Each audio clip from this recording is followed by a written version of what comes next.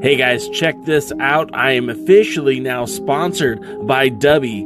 Dubby is a clean energy drink made to give you focus with no crash. If you guys are like me, you're always needing a burst of energy, especially with one with no crash. Dubby contains vitamins, amino acids, a nootropic, and 150 milligrams of caffeine. It keeps me awake with no jitters, guys. Check it out. Merch link is in the bio. Dubby. Mi gente, you already know who it is. It's the radioactive pop with Danny Limelight, United Wrestling Network World Heavyweight Champion. And make sure you tune into the Alliance blog every week. You heard it here first. Straight from Poppy.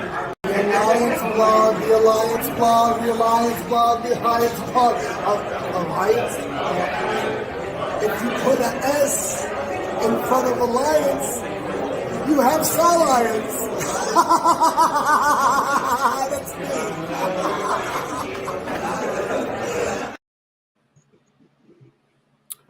Well, greetings to all of you out there in internet land. It's Thursday night, and that means the Alliance Guys podcast. And as you can tell, we are short one person. Jay is under the weather, and I don't really know where that term came from or why it's used, but he's good question. Yeah. He's not feeling well tonight, so I told him to take a zinc, and he ended up taking a Tom Zinc, and now he came down with the Z-Man. That's worse than the corona, man. And so anyway, it'll be Jaden and I, the happy duo, keeping all of you entertained this evening. And DK's dog in the back. And DK's dog in the back. Back there. Oh, there. See? I remember the first time when it magically appeared out of the blur, and I popped huge and thought it was the coolest thing. Simple little things amuse me. Yeah, well, I've heard rumors. So, tell us, Mr. Jaden, is that your first or last name? Or middle, technically. Middle, okay. All right. So, Mr. No first name, no last name, middle name Jaden. What's going on in the great world of, dog? Well, we do have our events coming up. First of all, there is going to be the Mid-Atlantic Wrestling Alliance, our sister promotion. They have an event coming up on Saturday night, September 7th, at the VFW in Somerdale, New Jersey. You're going to see Patch, you're going to see Vinny the Fixer, Dylan Mesh, all the wrestlers of Mid-Atlantic Wrestling Alliance, but you're also going to see the Dangerous Adrenaline Wrestling Gladiators Heavyweight Championship on the line as Breaker Brand. All right. You went to your tin can. Well, I'll get it out real quick. Breaker Brand defense against Pat Dynamite. Now I'll come back at it.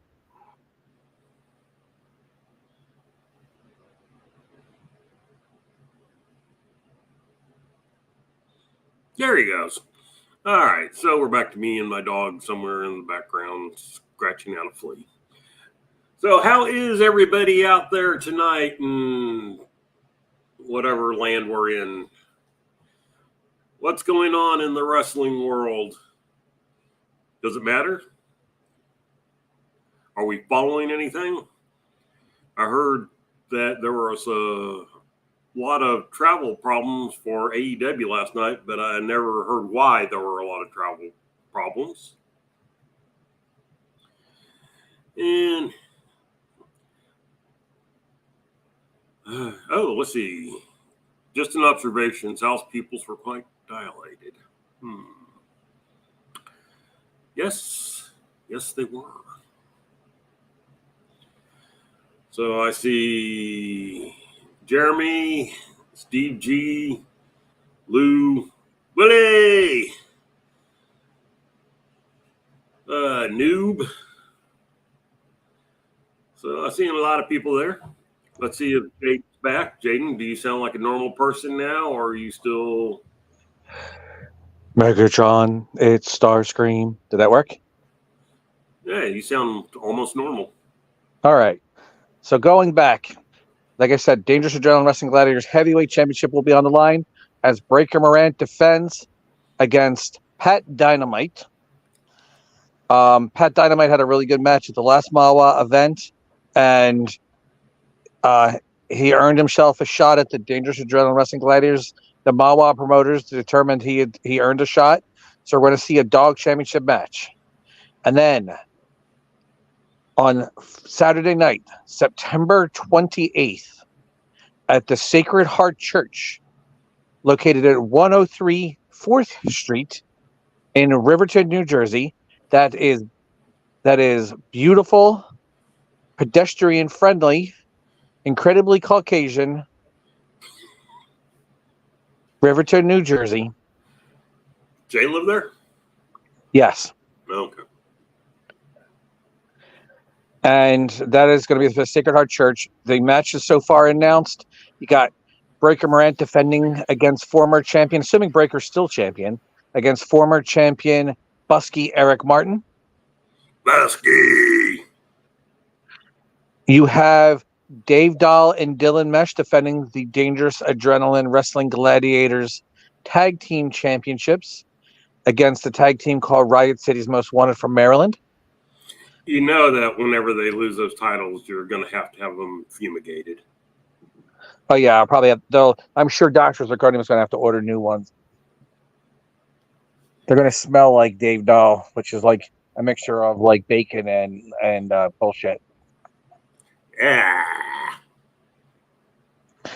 So you got that. You got the former WWE and Ring of Honor and OVW superstar and Tank Tolan will be taking on Connor the Flag Boy.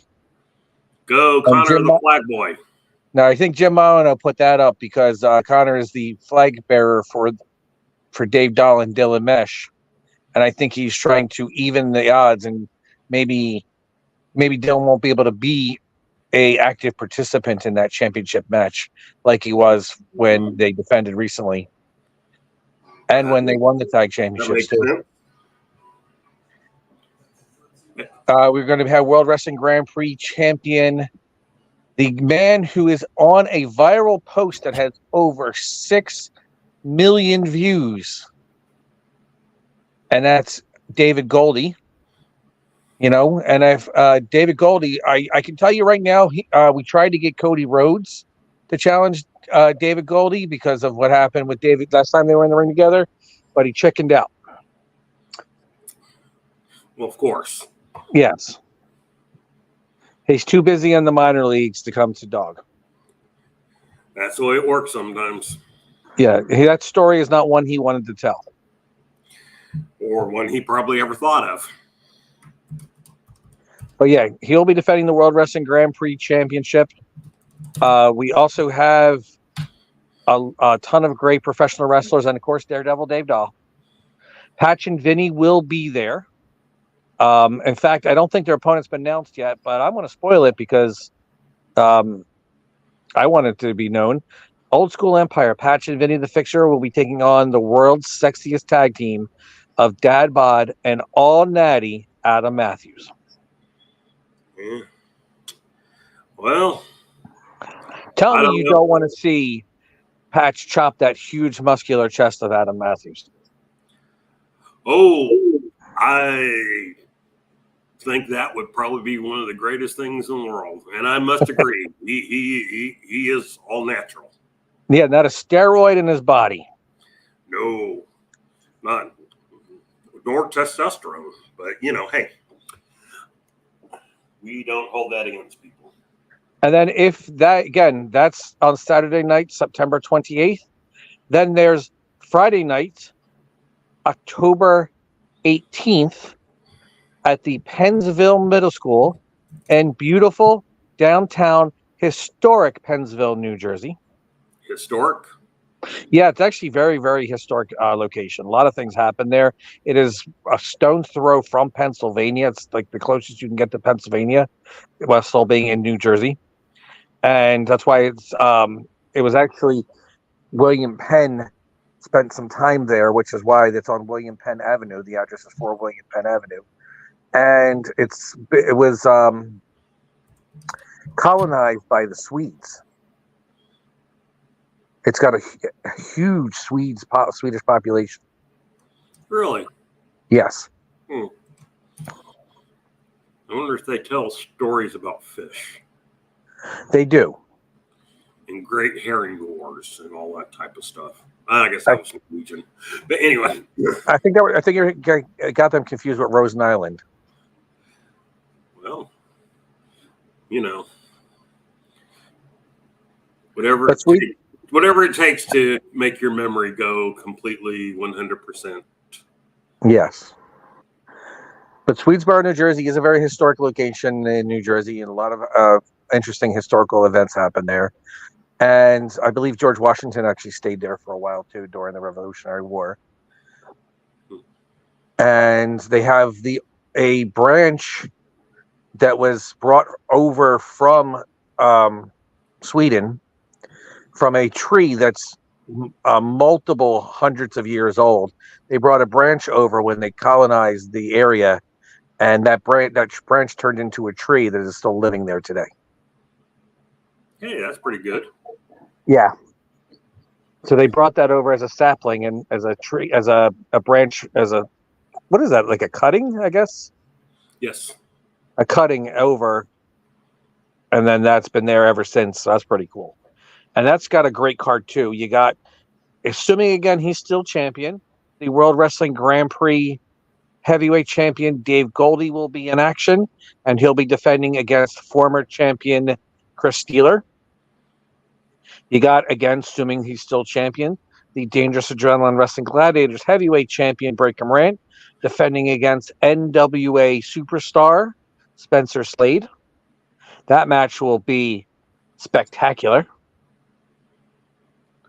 You also have, again, assuming he makes it that far, Connor the Flag Boy taking on Falaba. And just seeing him getting squashed by Falaba, we are all hoping he does the same thing he did to Dave Dahl a couple years ago. So Falaba against Connor the Flag Boy, and hopes he gets squished. Speaking of Dave Dahl, him and Dylan Mesh, assuming they're still champions, will defend the Dangerous Adrenaline Wrestling Gladiators Tag Team Championship against former champions Patch and Vinny the Fixer. And the World Wrestling Grand Prix Women's Championship will be on the line. A wrestler who I think you may have a little interest in, Valerie Verman. Ooh, Valerie. And she will be defending the WWGP Women's Championship. That could be good. Posters will be coming out soon. Tickets will be available very soon. Make sure you stay tuned for the Dangerous Adrenaline Wrestling Gladiators.com, dogprowrestling.com, sorry. And for all the information, and also how to get your tickets. And stay tuned. We'll make sure we put the news out there as soon as I find out about it. There's news that you still need to find out about? Yeah, unfortunately, Dr. Zirconium only tells me things on a need-to-know basis. And I need to know it all, but he doesn't apparently need to tell me. Well, sometimes that's just the way it works. So, DK, the Crockett Cup, the NWA 76 is coming up. It is? Yeah, unfortunately. Well, I've heard some people are scheduled to appear and defend titles and do other things. For example, hold on just a second. I saw it here somewhere. And an interesting thing, I see NWA 76 in Philadelphia. There will be a Liberty Bell brawl between Blunt Force Trauma and the Immortals. Interesting. Interesting. It doesn't say anything about the tag titles being on the line. I don't mind that match. I believe the Immortals defeated them during the Crockett Cup. I believe so, yes. Yes, and it's definitely a beef on beef match going on. Blunt Force Trauma, I like them as tag champs. I think they wish they had a stronger challenger base and more teams built in to face them. But the closest they've come to building anybody up, I guess, is the Immortals. Kratos is a tank, and Odinson's like a fine-tuned Ferrari. So I think that'll be something that's really good. You know, a Ferrari being also kind of beefy too. So I look forward to that match. I hope to see new tag team champions. I think Blunt Force Trauma have held it for a year now. It'll be approximately a year at the time of the show. They won it at 75, I believe. Like I said, I'm a little confused. It doesn't actually say it's for the title. So maybe something's gone on we don't know about yet. Sounds like Corgan booking. Yeah. Let me see. We have Thrillbilly Silas Mason, and he'll be wrestling Colby Carino. Okay, size difference, David versus Goliath. I think it could be a good Southern match since Thrillbilly's definitely the heel here. Carino, I think, could be. I think because he's put on some weight, he's put on a little bit of size on him. He's still a junior heavyweight, but he's a little bit bigger than he's been. I think that match could be a good David versus Goliath match. I like Colby. I'm a huge Thrillbilly fan. Silas Mason's awesome. If it's for the NWA Southeast Championship, that I don't know, but that'll be kind of cool if he comes out with the belt at least, even if it's an ugly belt. Sorry, man. I love you, Joe Kazana, but that belt's ugly. All right. And we have Baron Von Storm and Jack Stain versus Magic Jake Dumas and Zion. I hope for travel issues and Zion and Dumbass don't make it.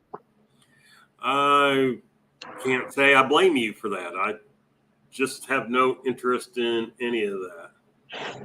Well, I have nothing against Tim Storm. This Baron Von Storm thing is stupid. And it's a waste of Jack Stain, too, in my opinion. Yeah, I mean, you know, look, NWA booking is what it is. And can you just go back to the Vanilla Godzilla? That was kind of cool. Let's see. Matthew Underwood says, you would think Colby would be in a Philly street fight in Philadelphia. Well, maybe.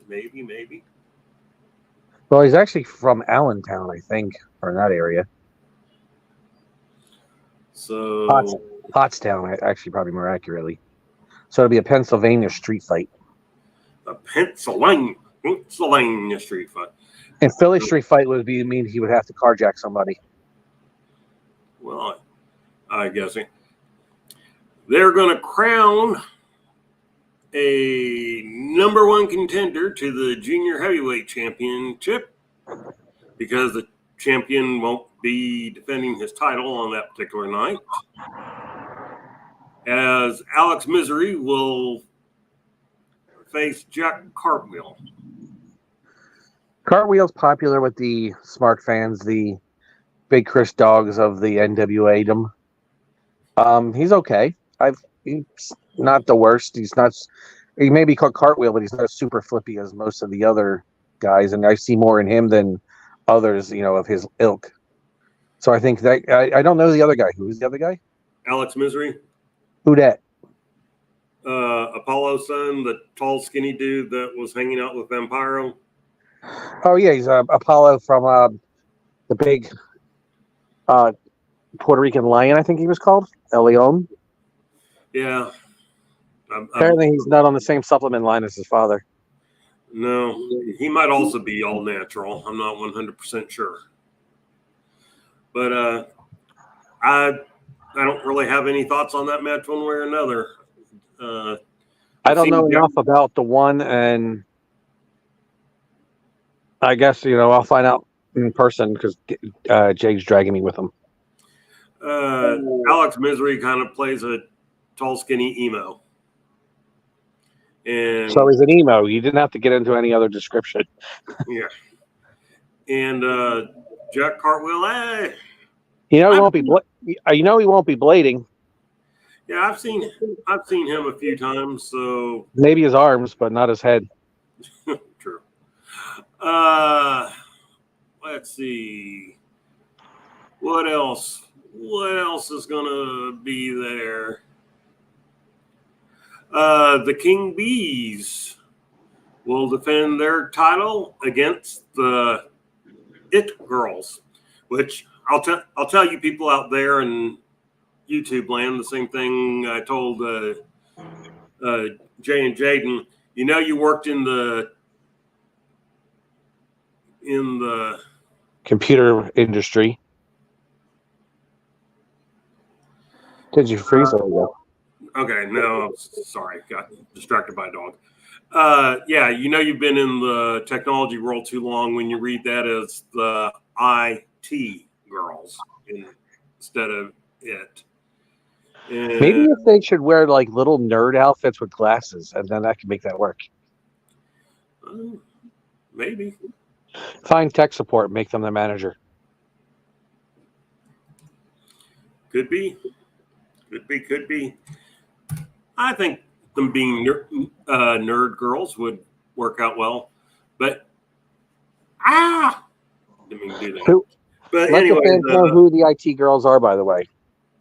And by the way, is that for the women's championship? They are Ella Envy and Samantha Starr, or Miss Starr, as they try to call her. Personally, I'd like to see Markova be Ella Envy's partner. There could be something for that. Now, the interesting thing is Markova's not Markova. Ella's a 3-time World Tag Team Champion, always with a different partner. King Bees have held the titles for over half a year, over 6 months. And so the question becomes, not that we would necessarily know that by the time we saw the title change, but the question becomes, is it time for a title change on those things? Will Ella Envy become a 4-time champion? I bet you Jay would love that. Jay would be happy as 2 clams. All right, so there's going to be a fatal 4-way for the U.S. Tag Team Championship. Now, you tell me if you're interested in any one of these teams, Mr. Jaden. I am in one. The first team is Talos and Daisy Kill, who are the tag team champions. Yeah, I don't care. I just can't get into Talos, and I think Daisy Kill is a good look, but I don't like what they're currently doing with them. And haven't seen enough of them in the ring, so I don't care about that team. Okay, the second team is the Fixers, who are the team they beat for the vacant titles. Again, I like the Fixers. I think it was actually smart in a slight way to have Daisy Kill and Talos win, because they beat a championship team when they beat the Country Gentlemen. They defeated a team that weren't necessarily the champs, if I remember. So there was a different, maybe I'm wrong, but wasn't it a different combination of the Country Gentlemen that they lost they beat for the tag championships? Yeah, it was AJ and whoever the other guy was. That's It was the other guy then. Okay, because I thought for some reason there was a substitute there. Well, still, it solidifies their reign a little bit, I guess, because they're former champions. And they defeated former champions. It sucks that it was a vacant, and it's just a match to win it. But it's okay. But I don't care about the team, and I like the Fixers, but I don't. They're lost in La La Land right now because of the bad booking. So, Team 3 are the current version of the Country Gentlemen. I like the tag team. I hope they win it at this match, but again, they are also subjected to bad booking and stop and start pushes. And the Slime Balls. I hope they fall into the Potomac and never be seen again. Might be the case. The Delaware River, that's it. The Delaware River, will never see him again. They can go down. I'll see if there's any Italians in Philly that I could say that the Slime Balls insulted them. They can sleep with the fishes tonight. Sleep with the fishies. All right. So let's see who. But I bet you that's Big Chris Dog's favorite tag team in that whole match. Might be. You never know. Of course, they'll have the Burke Invitational gauntlet match, which Tiffany Neves has entered. Tiffany Neves. Neves. And I think Hollywood, Haley J's part of that too, right? I believe so. Misty Marks. She missed the mark. There's plenty of them in Philly. Mistii Marks. Apparently, she's also. I don't know why she missed the marks. There's plenty of them in Philly. You could throw a spitball and hit 70 of them. Probably. So apparently she's in it. Somebody who won't be in it is my dear friend Ricky Tikki Tavi. Is that Rahuka Salt or whatever? Rekka Tahaka. That's it. Rekka Tahaka, yes. Yeah. And so they should have Rekka Tahaka there and be managed by Haley, the Haktua girl. Yeah, well, unfortunately, she's out with some injuries. Knee injury, I believe. So she just inks a deal and may be out for a year. So she Rekka her knee. Apparently so. Who else is it that they announced? Oh, that's all that I know of. At the only other match I know of at the moment or can remember is, of course, the Southern Six versus Murnox. I like both teams, but I think they need to split up Murnox right now, and it would have been better if Throwbilly was part of that Southern Six. Yeah, it would make more sense, but I think this is because of taking it back to the Crockett Cup rematch, and I think that's who was in the the cage match. And it's interesting. They've actually done a story with them and done some different matches with them. And maybe it's just me not liking the way Murnox has been used, but I haven't been able to get into it. And so in a way, they're doing exactly what I've asked the NWA to do, but on this particular occasion, it's not working for me. So I don't know. They're tired, unfortunately. They're not being used well. I know Billy likes to split up teams, and it's the first time I'm actually begging him to do it. To get him a little feud between the two, and then put Burt Murdoch, build him up as the heel, and get him some really good matches, and build him up for a potential challenger for the TV, the national, or the World Heavyweight Championship. Or make him a babyface, because I think him and EC3 could have a good match. And he's a former champion. And the additional competitors, by the way, I don't know if anybody in the NWA is listening, but there are some very good women wrestlers in this area. Valerie Verman is one that I would suggest. I would suggest Vicious Vicky, Notorious Mimi. There's a lot in there. The Monster Factory itself has a lot of that. Ask if Pat Kenny. I doubt you're listening, but if anybody can get to Pat Kenny, tell him to go talk to Missy Sampson. She can get you and bring you into a lot of some really good women wrestlers in the area to be part of that invitational, and could be a big deal for the NWA and a big boost for the women's division.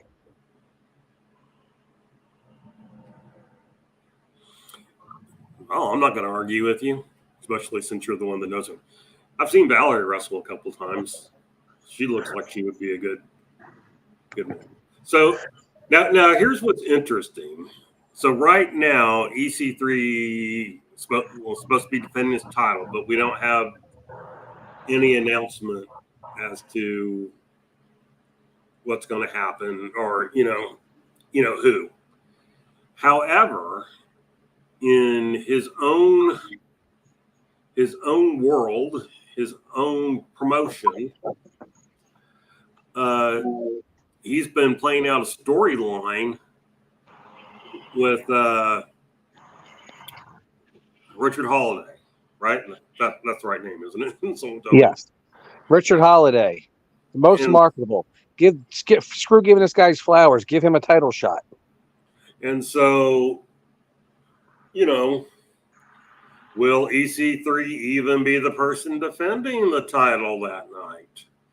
We saw the World Junior Heavyweight title change hands on an NWA Chicago card just a few nights before. I believe Holiday's challenging EC3. Someone tell me if that's wrong, but I'm pretty sure that's the current thinking. Knowing Billy Corgan's booking, though, it's going to be EC3 versus the Blue Meanie. And by the way, I don't have anything against the Blue Meanie. It's just an ongoing joke that if anybody who runs the arena has to book the Blue Meanie. Well, he has been on a show with the NWA. He was somebody's last-minute tag team partner. Well, I think that was at one of the Crockett Cups. I don't remember. I try to blot out Blue Meanie stuff. So it's true. Everybody who books the arena books the Blue Meanie on the card. Does he own it? Is that part of the contract? I would think so. I know they have to. Anybody who runs the. I just thought of something. That's interesting. I didn't think about that. I wonder if the NWA knows if you use the arena, you have to use their production crew and stuff. Oh, I have no earthly idea. I would assume that would have all been worked out. You would assume, right? You would think. I would assume. But anybody who works at the arena has that the people running the building would bring all that up. Again, you would think so, but it wouldn't surprise me if they didn't find out. Yeah, I don't guess it would surprise me either. So, yeah, let's see. Here we go. If you put the 10 pounds of gold on Dick Holiday, you have to sign him, right? No, you don't have to. It would just be smart. Yeah, you'd be smart if you did. You don't have to. And sometimes what they do is, like I've talked about before, there's basically like champion contracts where basically as long as you're the champion, you're kind of signed. Or I suppose if they weren't going to plan a long title run, they could just, have them as a Ron Garvin. Yeah. As a Tommy Rich, as a transitional champion. Yeah, I was thinking more in the Tommy. In other words, I don't remember the date of the Exodus Pro, but I think it's like the 27th or something like that. If you hot shot the title, you could put it on all day on one and put it back on EC3 on, just a few days later. The NWA doesn't often do what I tell them to do because, they don't understand my genius. But Holiday needs to be somewhere on television or I guess the CW app. He's got star potential. He wasn't the weak link. None of them were in the triarchy between Holiday, MJF, and Hammerstone. So he held his own in that trio, and he's a very good. I put my stamp of approval on him. He's a very good wrestler. He's got a good look. He's starting to get back into shape after he battled leukemia. And he's looking really good, and he's got the gimmick now about giving his flowers and everything out there. I'm not a fan of that, but he's on a podcast and he promotes himself better than the NWA promotes anything right now. And I think he would make a good potential challenger and or champion, and the NWA should get him on television ASAP. If the other promotions aren't smart enough to bring him in, then the NWA should do so. It looks like August 24th is the date. So that's the Sunday before? Probably. Is the 31st a Monday? I mean, a Sunday or a Saturday? Hold on. This is why God created calendars. I thought that was the Mayans. God, Mayans, somebody. Or maybe the Romans. Ooh, maybe. I bet you EC3, if the Romans invented calendars, I bet you EC3 is a big fan of calendars. Probably. Well, I say that, and then, of course, it doesn't come up. How often do you think about the Roman Empire, DK? Well, a few times each day.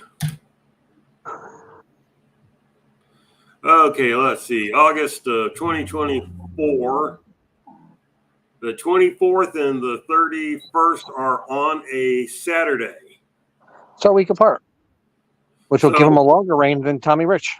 So, yeah, it would be a week apart. And well, that is, though, all right. Yes, technically, I guess to give him a week-long reign, but the way the NWA does it could be a couple months long. That's very true. I mean, after all, we're not likely to see the 76 until sometime in late September, maybe October. 2025? Possibly. So, I mean, I was thinking you said something the other day. They go, well, maybe too soon to take the U.S. titles off of Chalice and Kills. And it's like, well, actually, they've held the titles since sometime in April. Yeah. So, we just found out about it. Any news on either of the TV titles? I believe they announced Max will be there. Yeah, that's all I've seen is that Max will be there. I haven't seen specifically that she'll defend one or the other or both against different people or whatever. My thing, I would like to see her vacate both titles and challenge Kinsey for the women's title. I don't know any reason they would have to vacate the men's title, but I think at this point it might be better just to, Clean slate it. Vacate both and let them get restarted. Would you be upset if Max took on the winner of the NWA Championship match? Oh, hugely. Yeah, I knew the answer. I was just...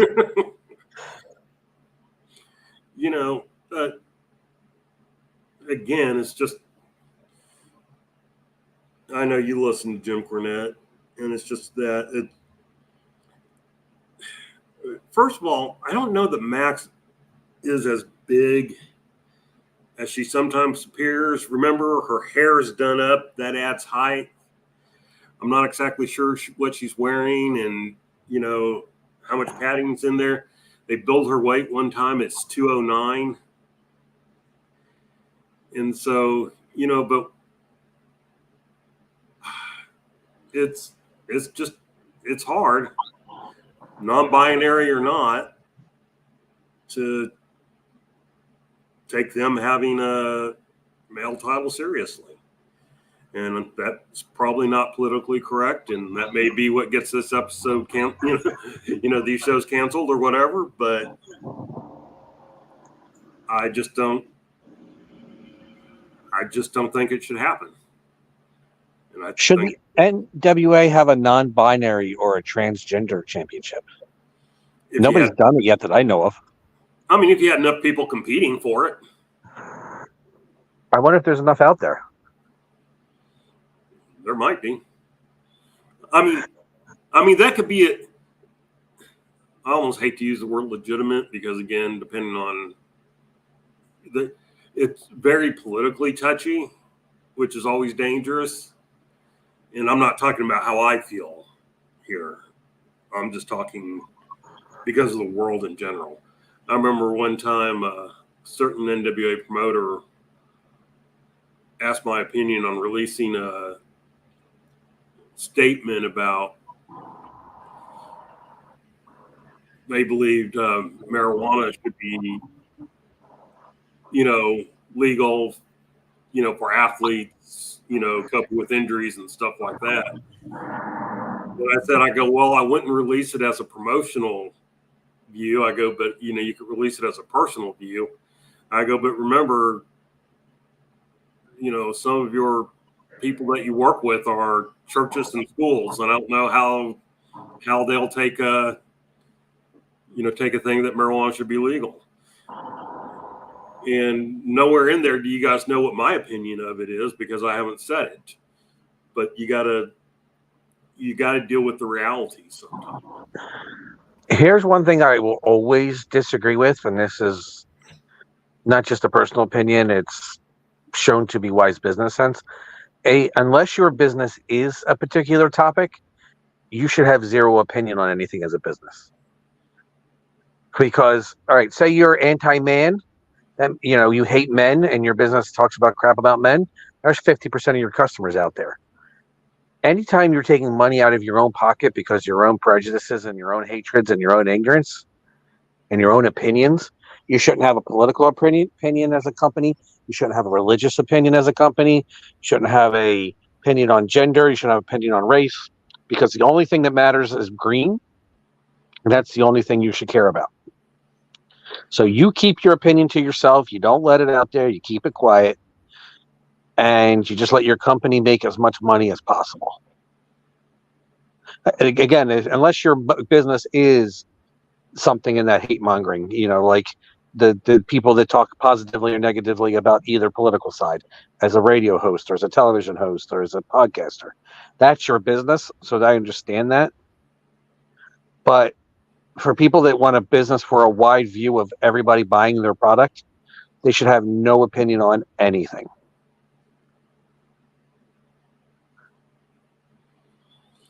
Well, I have my opinions, and I just kind of leave it at that. Oh, you can have them. You just can't tell everybody. I guess yeah, exactly. I have mine, and I leave it at that. Hey, entertaining the crowd for a minute, would you? Sure. All right. People, Mr. Jaden and his opinion on whatever he's going to talk about. They gave me a live mic. Boy, are they stupid. All right. So what I'm going to talk about right now is how I think AEW has been detrimental to the business. Now, again, this is a controversial, and a lot of people won't understand or won't agree with me, and that's fine. You're entitled to be wrong. But at one time, I wouldn't have thought this, but over time, my opinion has changed, and I think AEW has been bad for the business.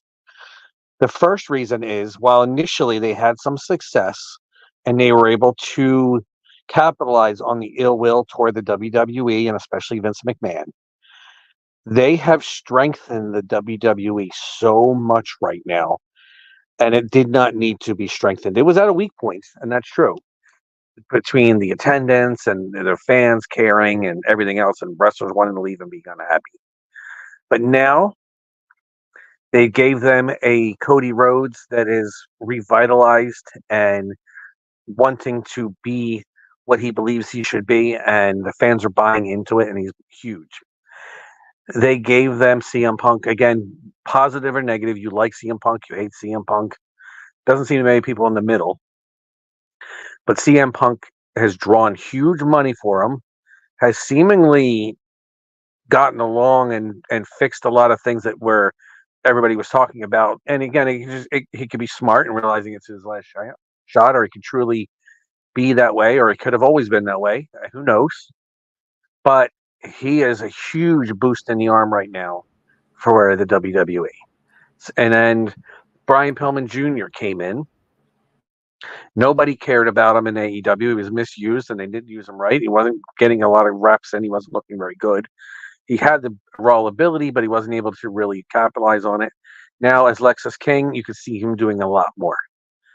I also think, partially because of MLW's lawsuit, and partially because of AEW, the WWE is now working with Impact TNA Wrestling, working with Pro Wrestling Noah, and working with other things out there, is strengthening the NXT, strengthening the WWE brand, strengthening new talent that they can bring in. The NXT, they're both now feeder promotions to help make them stronger. I think right now the WWE is only going to get stronger for time being, and that's the worst thing for anybody wanting to start a successful competition, because a strong WWE puts you automatic, just being against the WWE in general puts you against the 8 ball, but a strong WWE puts you right behind that 8 ball, and you have so much harder of a chance now. And I think AEW is to blame for that. Second, because they absorbed Ring of Honor, because they're signing all these talents, because they basically have like hundreds of wrestlers hostage that they're barely ever using or putting on shows that nobody ever sees, these talents aren't able to truly work on their craft to get better. They're not able to work into the independents as much, or they're not willing to. And a lot of these companies like the NWA, MLW, Impact, and stuff have been hurt by it. And while it's great, Yeah, Ethan Page is another one too. He's definitely worked his way into the WWE, into greatness. But I believe 100% that all these talents getting paid well was great for them, but for the overall health and capability of the wrestling landscape, I think it's hurt them a lot. These places don't have the access to stars to be able to actually grow and to be bigger and to make more of an impact, pun intended, out there. Add to the fact now nobody will take a second option seriously because of Tony Khan. He has not put on a product that has been sports oriented like promised. He has not put on a serious product. He's put on a lot of people that are unpopular with wrestling fans. And even as much as he puts his money out there, all these big time wrestlers that he signs that pays the big money to that are barely able to wrestle and they don't make a big difference. Jaden? Yes? You've gone back in the tin can. Okay. Well, I'm going to come back, but that's my opinion on why that the AEW has hurt the wrestling business.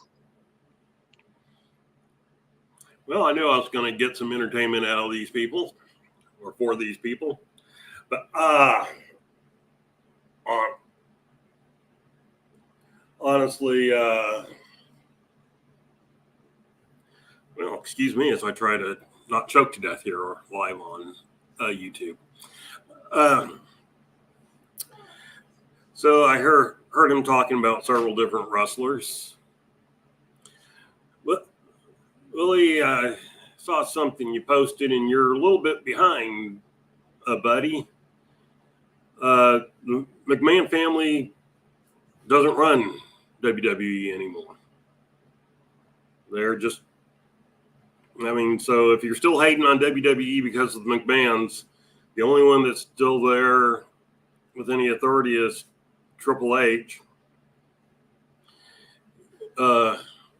Shane's gone, Vince is gone, Stephanie's gone. So If that's why you don't like him, then you need to rethink it. Or if you haven't watched it since they were there, then you need to check it out again. Look, when it comes to anything, let's not hate for the sake of hating or whatever. I mean, I haven't watched WWE a lot, but I do tend to watch I do tend to watch the, what do they call them, premium live events, since they're on Peacock, which I'm currently getting for like $1. So let's see. Luthes says, what Khan promised NWA should have delivered. Well, NWA kind of promised that too. I mean, Billy Corgan, when he was bringing back the belts and everything like that, and doing the old school belts, and was promising old school wrestling that he grew up on, he hasn't delivered it. He's delivered the sports entertainment stuff that you get out of WWE, the sports entertainment stuff that you get out of AEW.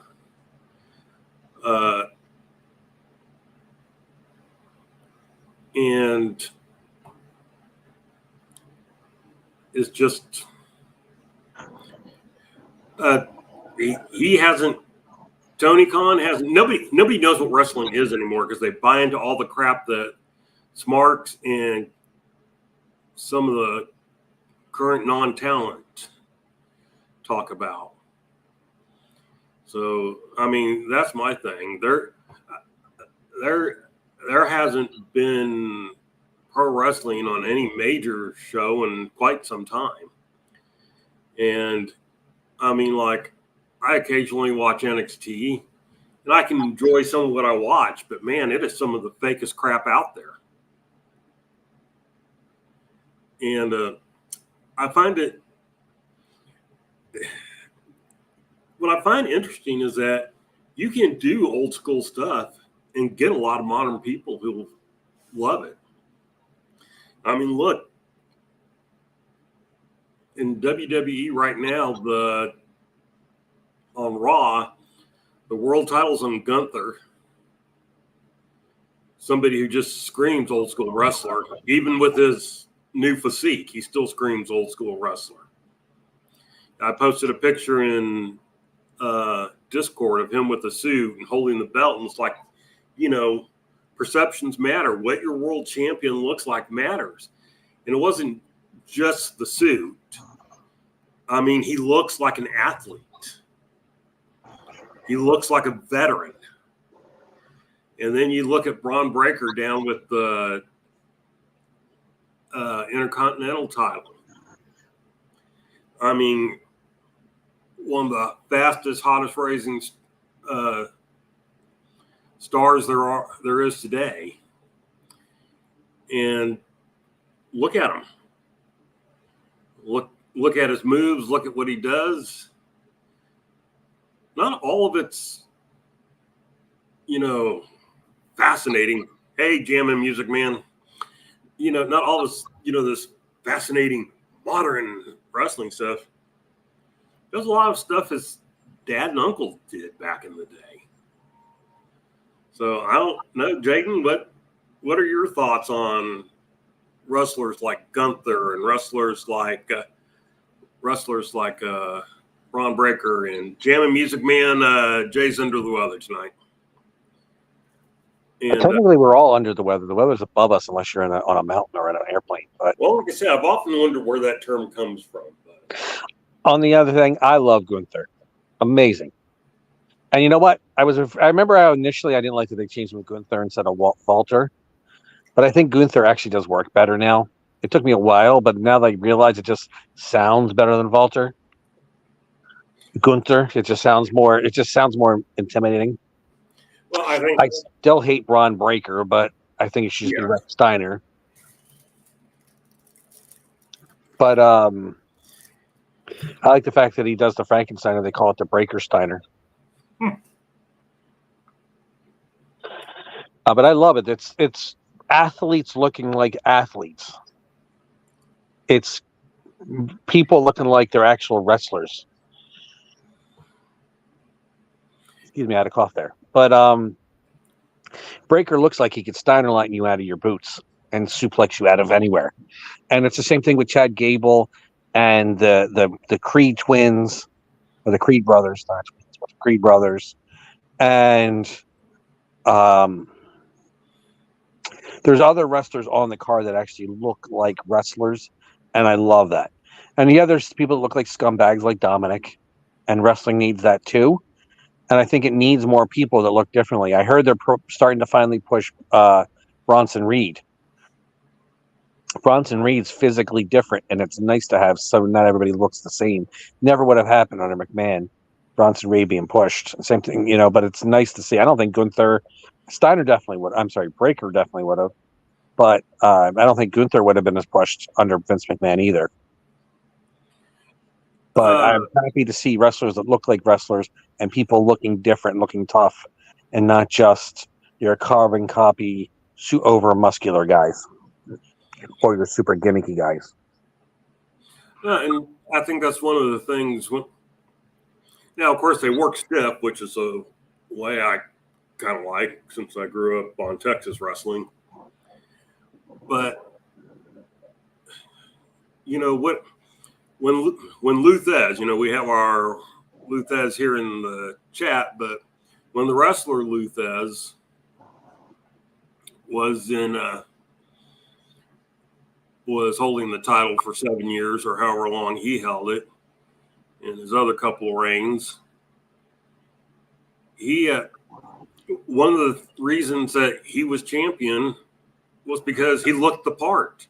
He did wear suits when he went out. He did dress up when doing appearances in interviews, and he did look like an athlete. He had those cauliflower ears. Yeah, right. And he could wrestle, and he could shoot, and he could hook. And I've explained the difference between those in the past. If anyone needs a refresher, just put it in the comments. But that's what they wanted. They wanted, when people put the world titles on, especially the national wrestling ones back then, they wanted guys who could not get screwed over. And the irony is the one they put it on that did screw him over was one of the greatest wrestlers of the time when it comes to what we now consider work rate, and that's Buddy Rogers. And he is the one that screwed them over.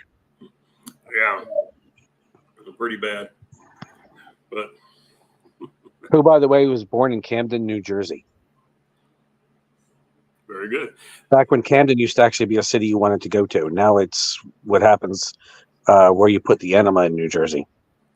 I have a question for you, Mr. Jaden. Yes. What wrestling story that a lot of people think is a shoot is actually a work? There are several, but what's one you know about? Andy Kaufman and Jerry Lawler. That was 100% worked out. Yes. 100% worked out.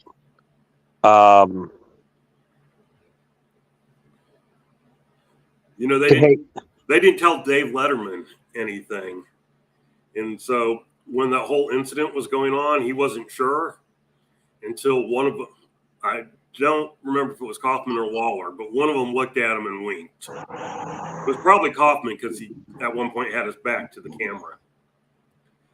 And so he wasn't 100% sure. He did not have a wrestler on his show, by the way, after that until I believe it was a WWF wrestler many years later. And I think he was an actor. But he would not have another wrestler on his show because of that angle. I can't imagine why. Well, here's one, and I always find this one funny because I still hear people tell this story all the time. Real quick, too, Letterman was a huge wrestling fan and actually worked for the I believe, the Chicago promotion. Oh, interesting. I did not know he worked for any of the promotions. Yeah, he was actually in the wrestling industry as a ring announcer or something like that initially. I could see that. I always get tickled because I'll hear people bring this up all the time, and they're just so sure.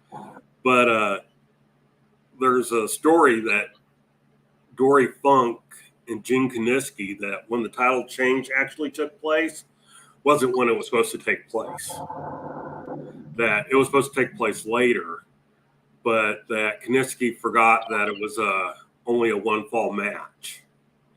And so he submitted to the spinning toe hold, not realizing it was only a one fall match. And I just find that so funny because it's 100% untrue.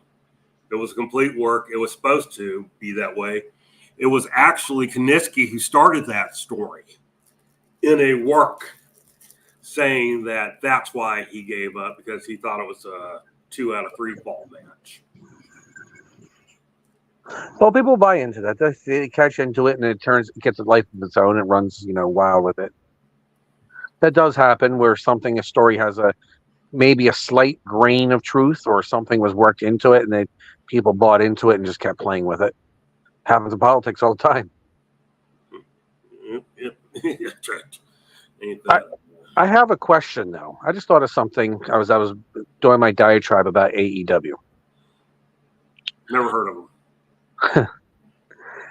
A lot of people get upset when they say that the NWA should be tradition, and that Billy Corgan and it's not doing tradition and stuff. And then there's the wrestlers, the fans that believe that, the tradition is dead and won't make you any money, and that's why it needs to change. And tradition doesn't draw.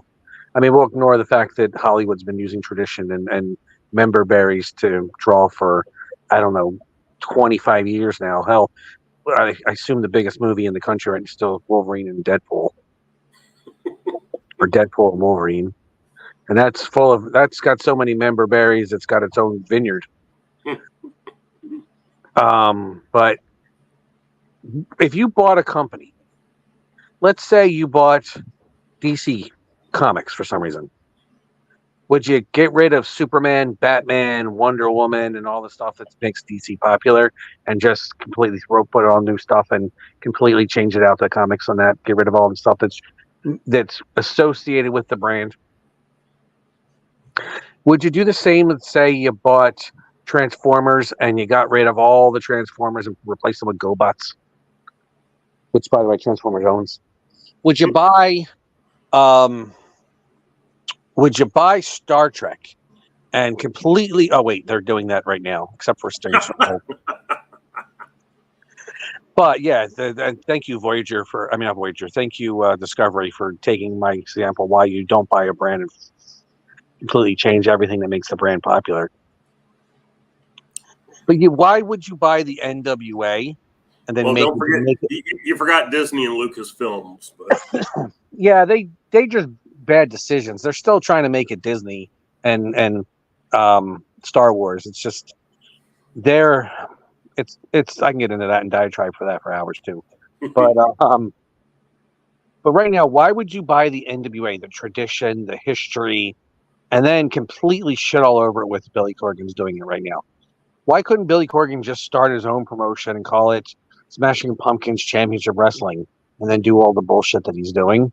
Nobody would care. And he bought the NWA because it's got the name value, it's got the reputation, it's got some aura, it still has a little bit of value. At least it did at the time. It wasn't much at the time, but it was still some in that 10 pounds of gold in that NWA name. And then for a while, it looks like he was somewhat trying to go with it and use it to his advantage. But now everything he's doing is not what it is. You don't buy a brand and completely fudge it up just to do your own thing onto it. Well, look, this isn't Billy Corgan's first promotion. No, it's like his fourth that he's been working with, right? Well, I mean, he was one of the major people behind that one Chicago promotion, which is escaping me at the moment. And then he did that California promotion too, didn't he? I honestly don't remember. And then he worked with Impact. And was he around? Was he the one who made up the decision to take the X Division title and do the third option stupid BS and give it up to get a world title shot? I don't know if he's the one that was behind that. Was he around at least then? Was his time? Yeah, he was around. A lot of what you see in today's NWA is very reminiscent of Dixie Carter-esque TNA. Dixie Corgan. Except for, paying large sums of money to and banging stars. Kevin Nash, allegedly. Yeah, to stars, to whatever. But yeah, he hasn't. He doesn't promote. How do I want to put this? How do I want to say this? He doesn't promote or book NWA style wrestling. He just books and promotes Billy Corgan wrestling. And like he said, and would it be working today if he had done Billy Corgan wrestling? I don't know. Does he have an advantage in using the NWA name? Yeah, he does. Because there are certain people, obviously I'd be in that category, who, keep hoping that it will turn out to be something they can enjoy because of the memories it brings. But,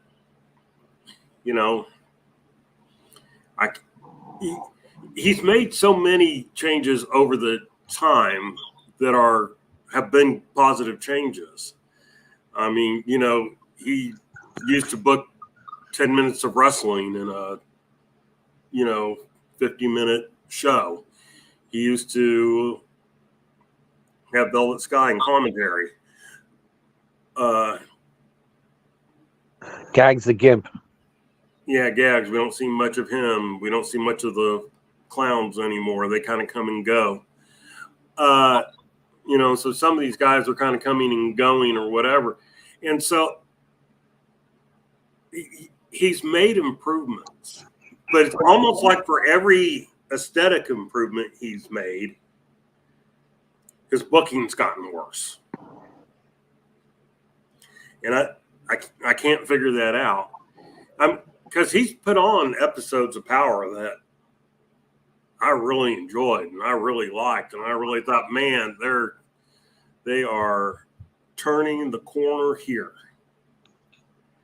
But, then, it's like I was saying one time, after Dave Marquez came in, you may have a plan at each show, but I think that plan was written the day before. And I don't think it always took into consideration what was, what had happened the last time they did anything. Yeah, I will go on the record. He talks about how he was a maverick in the music industry and he was able to do it his own way and make a success out of it. The difference is Billy Corgan actually has some talent in music. He doesn't have talent in booking, doesn't have talent in wrestling. So doing it his own way is not going to work the same as doing it his own way in music. And it's a completely different industry. It's a vanity project and he wants to put himself out there. The other thing, too, that I was watching a video clip that must have came from his reality show where they were talking about how he can't control everything. He can't control the weather. And somebody, I think it was Kyle Davis, said if you could, you'd be a supervillain. And he got insulted and said that he wouldn't be a supervillain. And that he's really a nice guy and it's just a perception everybody has of him. There's got to be a reason that everybody has that perception of you, Billy. Where they... everybody I heard from that post and that comment all thought that Billy Corgan, if he had the power to control weather, would 100% be a supervillain. Yeah.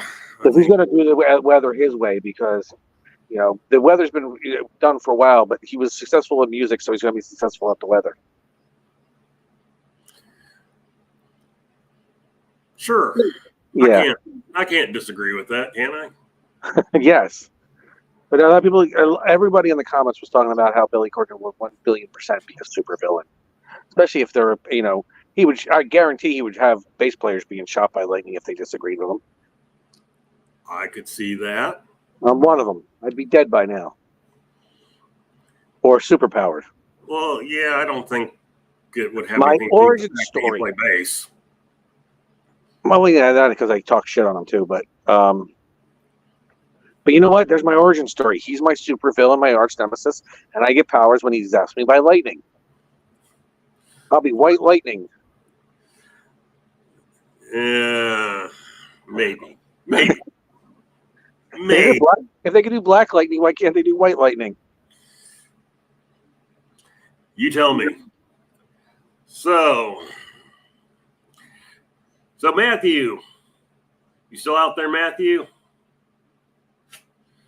You pointed out that JCP broke continuity, or Power did this week, so somebody broke continuity.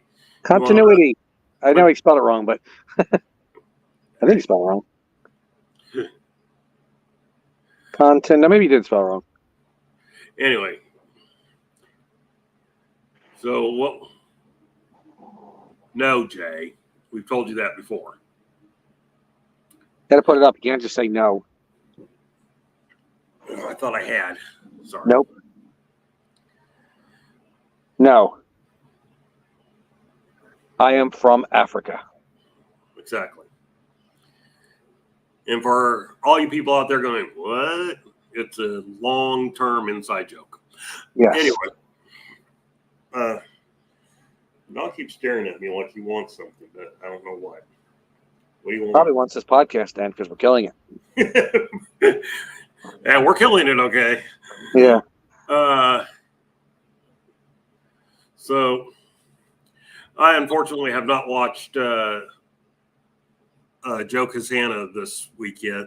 Maybe I'll watch it here when I got to catch up on a lot of them because When I haven't watched them since they've come back, and I liked what I saw of Joe Kazana promotion. There were some wrestlers I could have dealt without, but I like mostly what I saw. So, No, yeah. that's not true. Hitler was not. I don't care. Hitler thought he was the hero or not. He definitely was not. And there's some people that just enjoy being the villain. They want to see the world burn. Okay, someone's been watching The Dark Knight again. I guarantee I would be a supervillain. I guarantee if I had some kind of superpower, if I was a Jedi, or I had the Force, or if I had something, I would 100% be a supervillain. And no, Matthew Underwood, it wouldn't be a gimmick. That ain't my gimmick. That's just me being an asshole.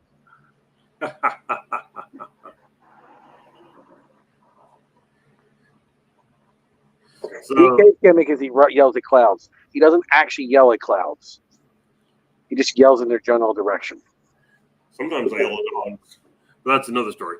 So James H. Jackson points out that Stu Crew lost the Southeast or the JCP or whatever they're called tag team titles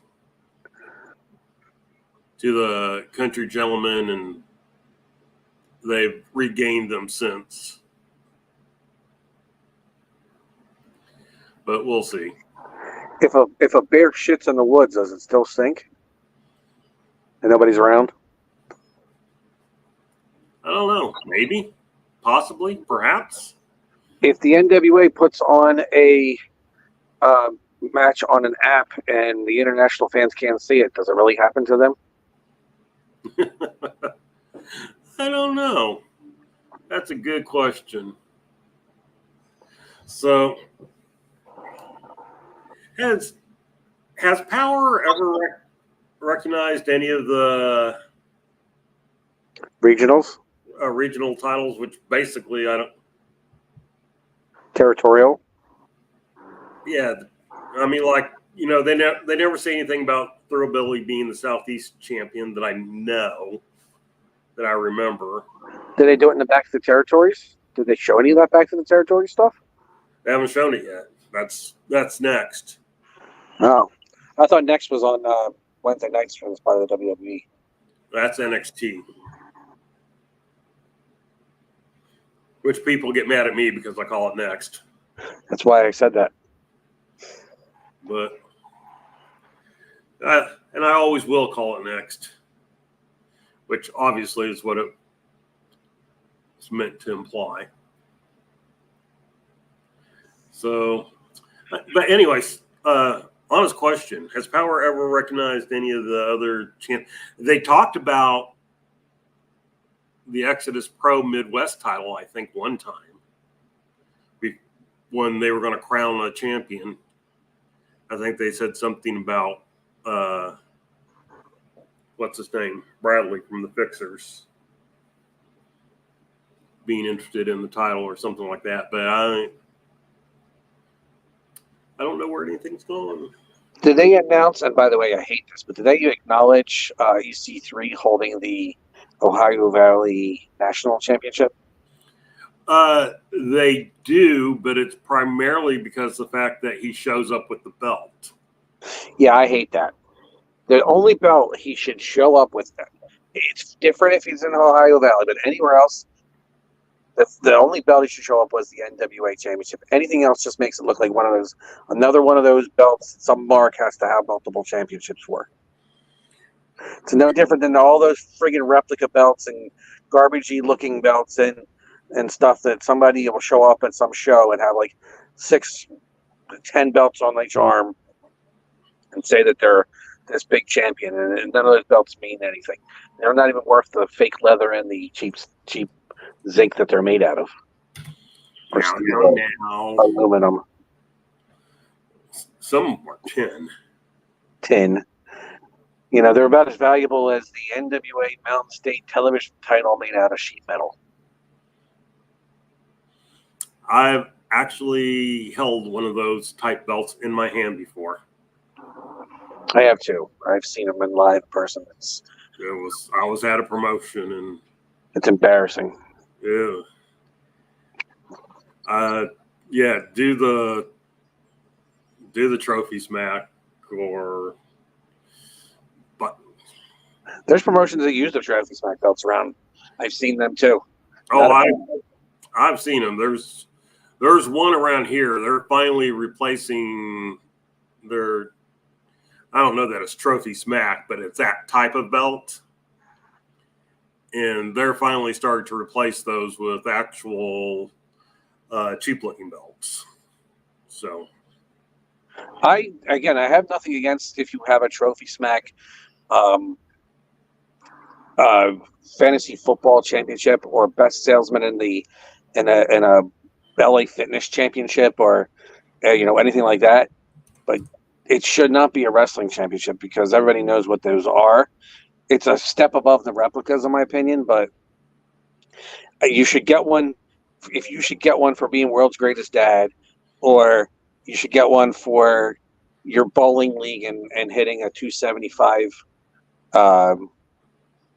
handicap or whatever, but you should not have it for a wrestling championship. Maybe you should have a belt that looks nice like that IHWE. Don't know how they call it a world championship when they never leave Texas. But they should get a nice belt made like that. Packy belts aren't that expensive nowadays, too. You can get some nice looking Packy belts. That's what the industry name for them. It's not something I'm saying because trying to be derogatory. They are made in Pakistan, but that's what the industry name calls them for some reason. Because I guess they're made in Pakistan, which almost every belt is nowadays anyway. But there's some really nice ones out there. You can get it inexpensively. Yeah, there are some nice ones. Of course, you can't get any of the old Midwest ones. The Reggie Parks, what's his name? The guy that's still making belts. McMillan? Yeah.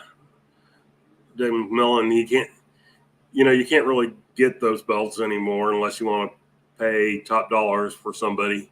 There are people that have been waiting like 10, 11 years for that belt. Are you one of them? No, I never bought one from them. But hey, Rick Del Santo is in the house. Hi, Rick Del Santo. I haven't heard you in a while. How have you been? Dr. Zirconium wants to talk to you about being on your show and to promote the upcoming wrestling events and maybe having some Dangerous Adrenaline Wrestling Gladiators superstars on your show, on your podcast. Hint, hint, nudge, nudge.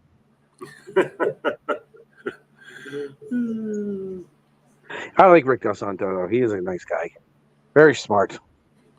Luther says Classic Shields makes the title as good as anyone. I don't know. I've never gotten a Classic Shields belt.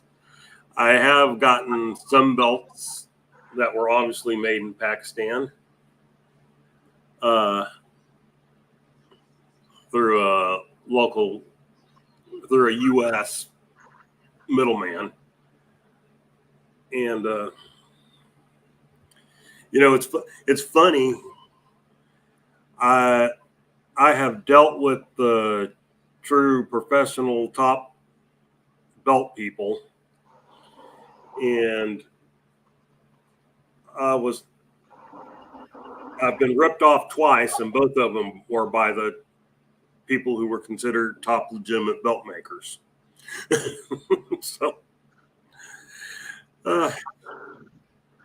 yeah, you need a good lawyer. You got to call Stephen P. New, Stephen P. New, Stephen P. New, Stephen P. New. Yeah, probably. So, but hey, get what you can while you can, I guess. So that's one of the things that I've kind of changed my mind about over time. It's like at first I was like, no, you shouldn't use the cheap made ones from Pakistan. And I still don't think you should use the cheaply made ones. But there are some nicer ones that you can get for pretty decent prices these days. Yeah. And, Jay saw my room where half my belts were just laying around when he came. How do you keep your pants up? Fat. That pushes mine down. Well, you got to get them in the right spot and then hope they don't slide. You could always be Abdullah the Butcher and hang them right underneath your Mavericks.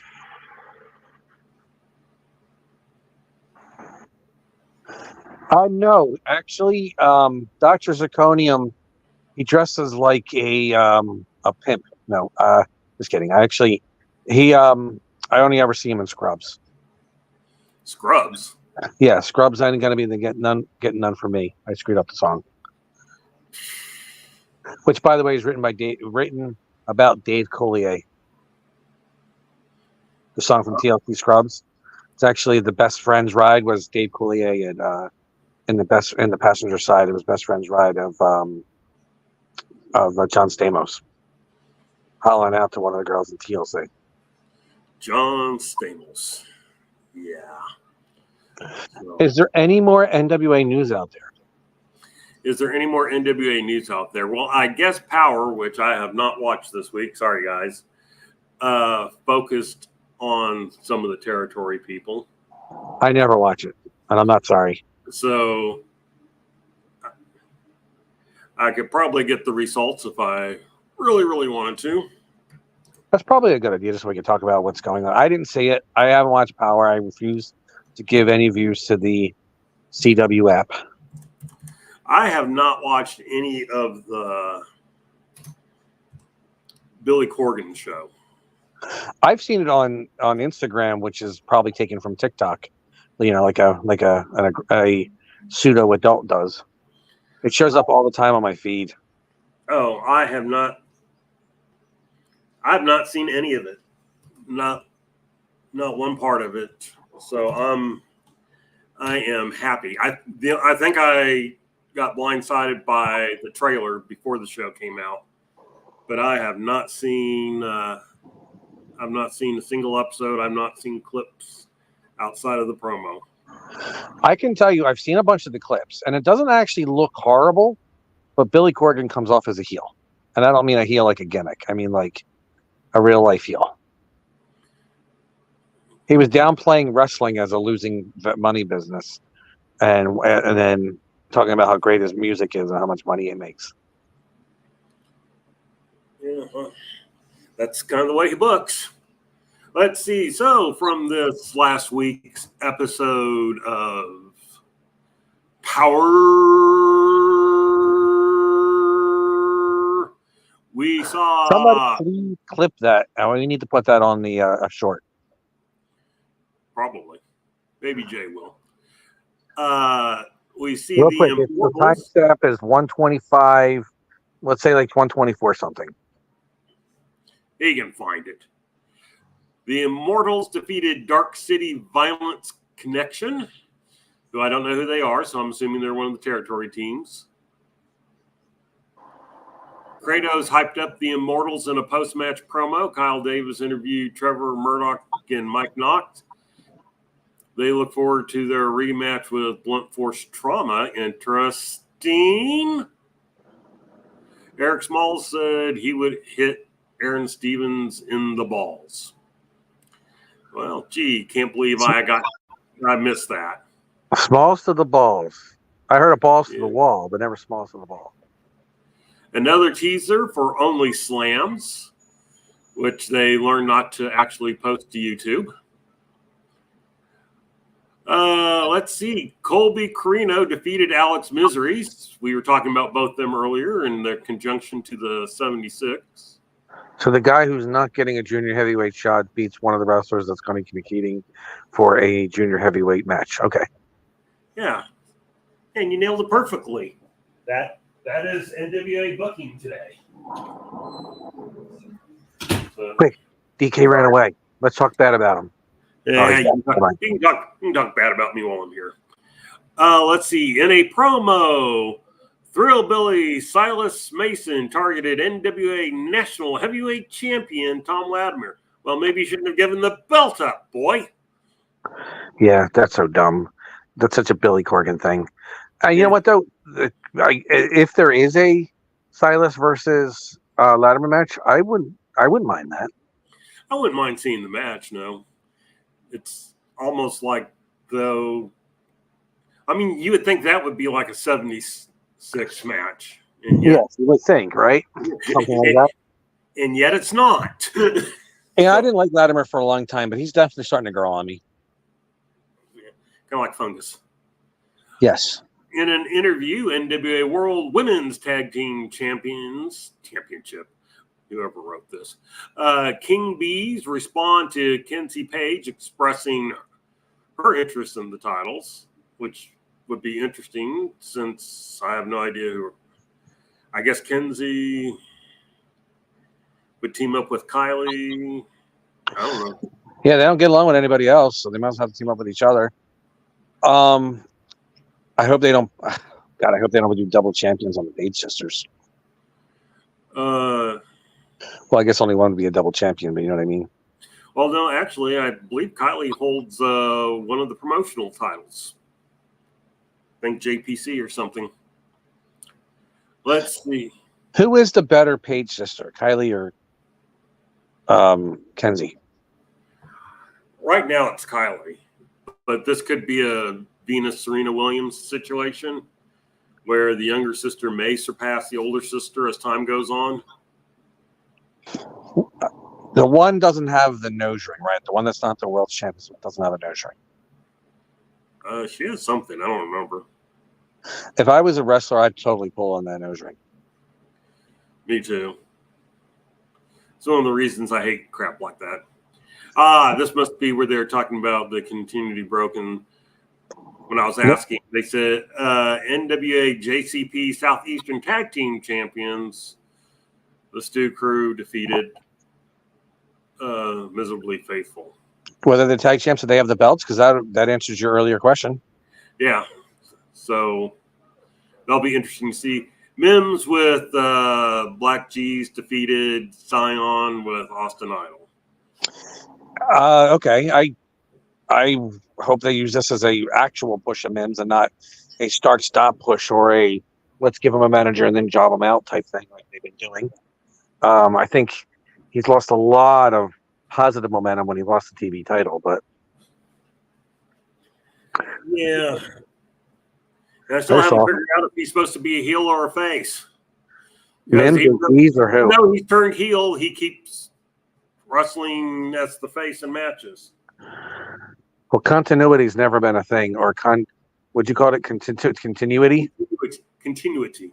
Yeah, there's never been a thing. Billy Corgan's strong point. Somebody needs a continuity expert to make sure that happens. By the way, Star Wars does have one. I don't know if obviously he's not always listened to, but they do have one. Well, cool. Let's see. So Matthew Underwood says the disconnect between real time, looking ahead to the 76, with Power.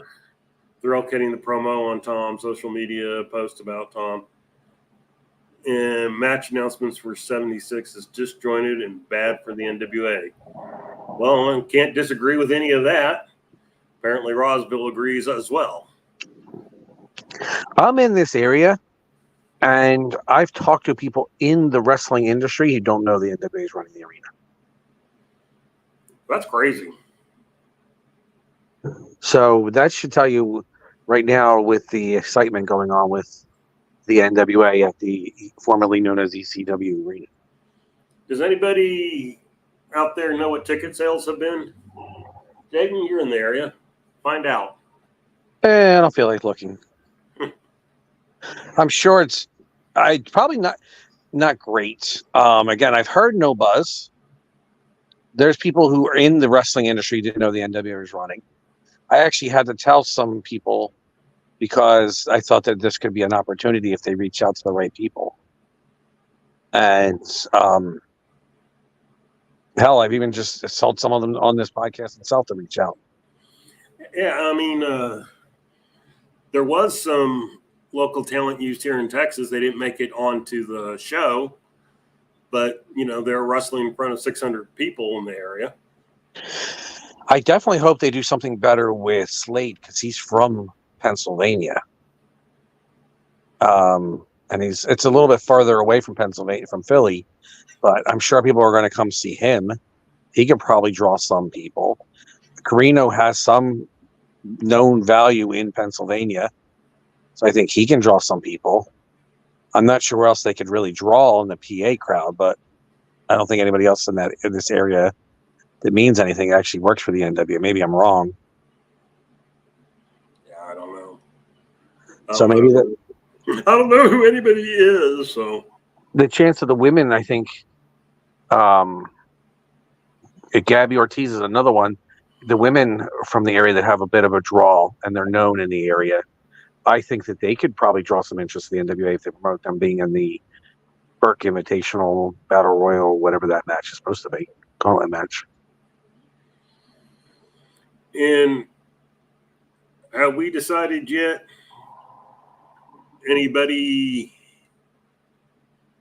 Have we decided yet on whether the Invitational, the person who wins the Invitational will get a title shot that night or later? What happened to the last one? Because I know it's an annual tradition now. They've done it last time. Well, they used to do 2-night events. So the Invitational was the first night, and the champion would defend their title the first night. And then the second night, the winners from the first night faced each other. Which was always Camille versus the winner. The winner.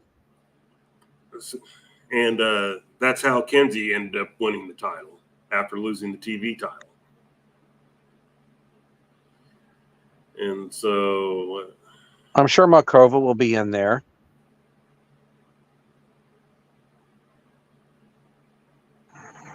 Let's see. This is Gary Horn. Episodes have to be at CW like 8 or 10 ahead of time. Gary Horn sent that on the Discord channel when asked why they're so far behind, I guess. Well, they probably should. I mean, look, I'm not going to blame them for taking money, but it doesn't work out well for them. And it would be it would be one thing, except for they want to go through this fantasy that nothing's happened until it's shown. And I think that's the frustrating part. It'd be one thing to go, oh, well, they're a month behind. And so, that's just life. But, when they live this, it's like I've said before, they're proud of the fact that, oh, we don't have leaks. Our things are good. No, that's bad. That's bad that you don't have leaks. That means nobody cares. Yeah, that means the people who are watching your thing don't care. Yeah, here's the thing. If they drew any attention to any website, a website would find a way to get somebody there to leak it. Right. I think luckily there was a good leak. Somebody leaked out the Crockett Cup results, but that's probably the first one I've really seen in any of their events that I could think of. Maybe I'm wrong. I don't remember seeing any of the other results. I don't know what's happened. All the other ones are doing now. I don't even know what's happening as they're happening until TK tells me or Jay. Well, a lot of times when it comes to title changes, they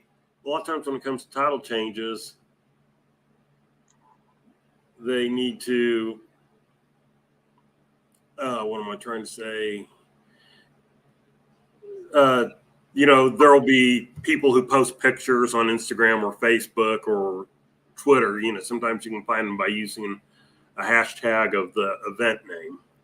Yeah. And I don't think it's necessarily 10 weeks. Crockett Cup wasn't 10 weeks.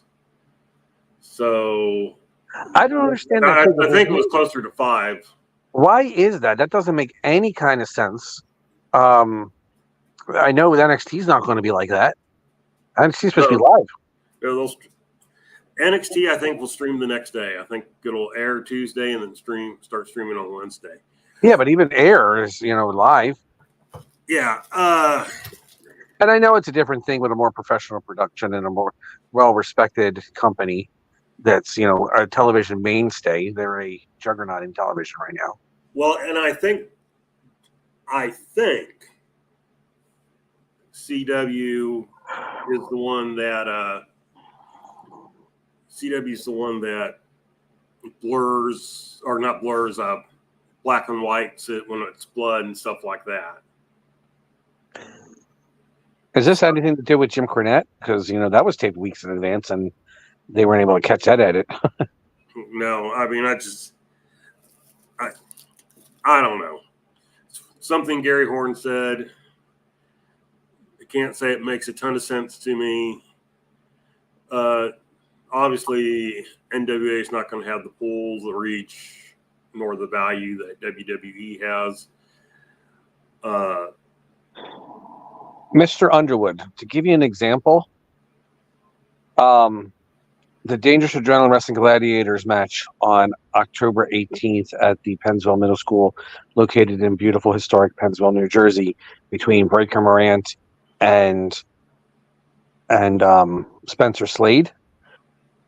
It's going to draw more based off of Spencer Slade working on around this area than probably the NWA name. The NWA looked good on the poster, I'm sure, because I know they have to promote the NWA, the logo on the poster. I already saw, it's being worked on. I already saw like the mock-up, and it's not finished yet. But it's going to look good on the poster. It's like adding Pepsi. It adds a little bit of, credibility. But Spencer Slade is more known in this area because of he wrestles a lot in Maryland and Pennsylvania and New York. Doesn't actually wrestle in Jersey very much, but his value is meant more on that than anything at the NWA. So that should tell you something right there. And how I don't think I know anybody who watches NWA Power that's from this area, from this Philadelphia, South Jersey area. I don't think I know one fan. The people who work in Dog know who Spencer Slade is. The quick stuff. No. But the people know who Spencer Slade is and didn't know he worked for the NWA in the industry. They know him because they've worked with him, and they didn't know he worked with the NWA. That should tell you something too. Yeah, I think. And I don't mean like your local schmokel indie guy. I mean like guys who are been around for the wrestling business for quite some time. And it's, the best way is just to watch Power weekly and not go see live. And so it's just all new when it hits your screen. And yeah, to a point, I agree, but I don't think, the NWA would be very happy. But that might be what it would take.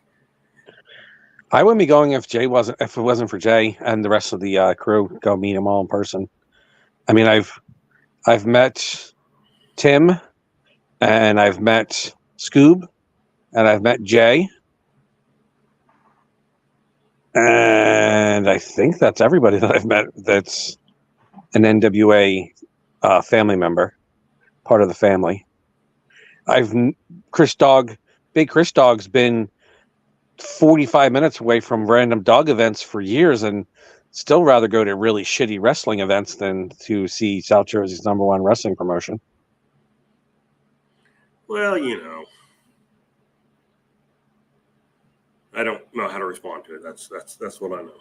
By the way, I like Chris Dog. I just like torturing him. It's something we've been doing. Actually, back in the old day, we used to work together to torture a guy called NWA Chucky. But that was before he really started liking crappy wrestling as much as he does now. Is he still around? I don't know. I haven't heard from him. He became TNA Chucky, and then I lost track. But it's funny how people were. There was a guy on one of the old bulletin boards. I think his name was Magnum. Yeah, I remember Magnum. That Magnum in like a number, and I don't remember what it was, or a number Magnum. And but he was one of those guys that he was a radical ROH fan, although he would deny that. But to him, everybody's best match that ever happened in ROH, and nobody did anything or was known until they wrestled in ROH. So like you would say, oh, well, Samoa Joe and Bryan Danielson wrestled out in California or whatever. Well, yeah, but their best match was in ROH. You never saw those other matches. No, their best match was ROH. People also, if you go to our Discord, you should check out our Discord. We have a lot of discussions about things in NWAs and stuff. But people always make fun of Big Chris Dog for his opinions on professional wrestling and his, what he likes and stuff. And I torture him on it too. There's a lot of wrestling fans that think that way though, and they will have nothing at all to do with the NWA. Yet the NWA tries to do that stupid stuff poorly to try to grab those fans.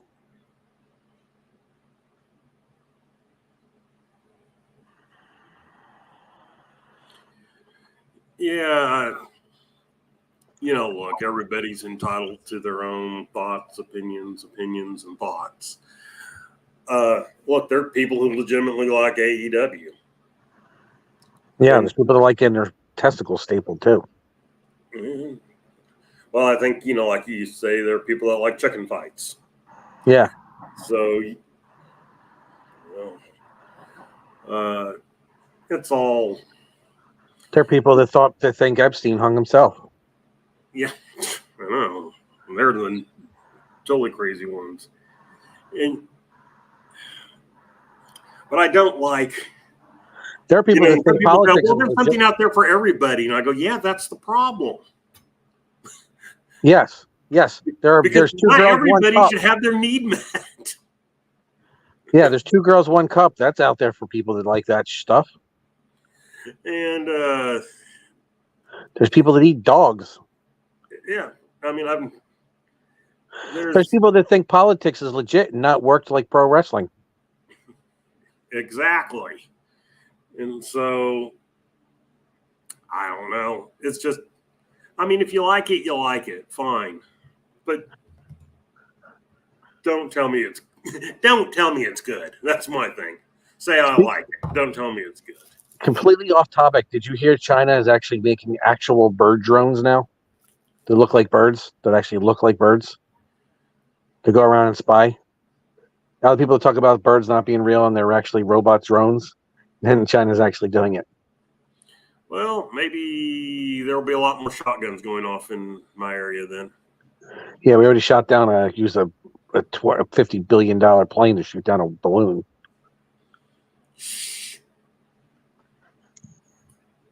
No talking. Then they shot down something else, and then everything disappeared. We all stopped talking about it. Yes. So, like everybody stopped talking about the NWA after they got off of YouTube, or after the pandemic, or after they started doing stupid stuff. And I didn't love them before the pandemic, as far as that was concerned. I like them way better. I mean, it's funny how I was bitching and complaining about random things, and now I wish I can go back to that. I don't know. I'd much rather have this. There was some stupid stuff around during the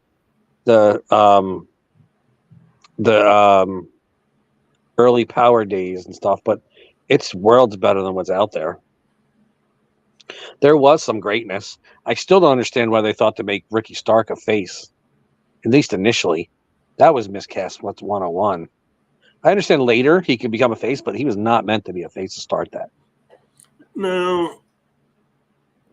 And I know Dodie loves him, but I hated the freaking brothers. What were they called? What were they? The ring crew guys that brought the ring? I don't remember. I know who you're talking about. The Daltons. Oh. They were indie shit. I never liked them. No. They remind me of the bunkhouse boys from Mountain State. Dawson's, whatever. What I call them? Daltons, I think. Does it really matter? No, not one bit. Dalton's, Dawson's.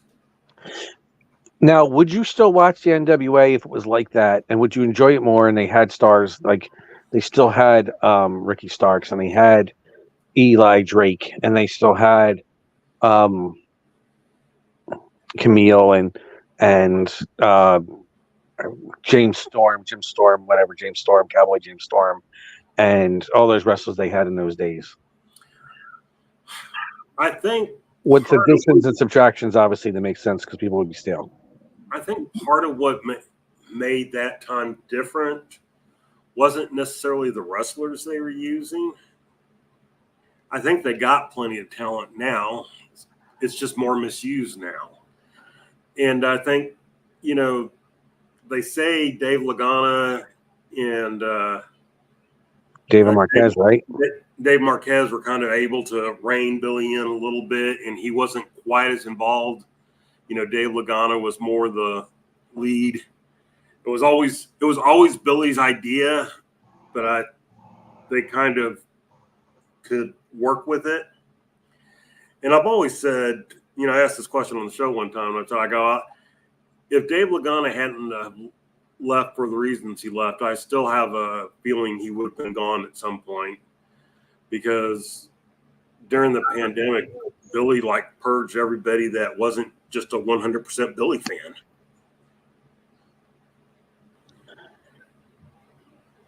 I mean, that's a lot of dictators do the same thing. Hell, didn't Tharp do the same thing?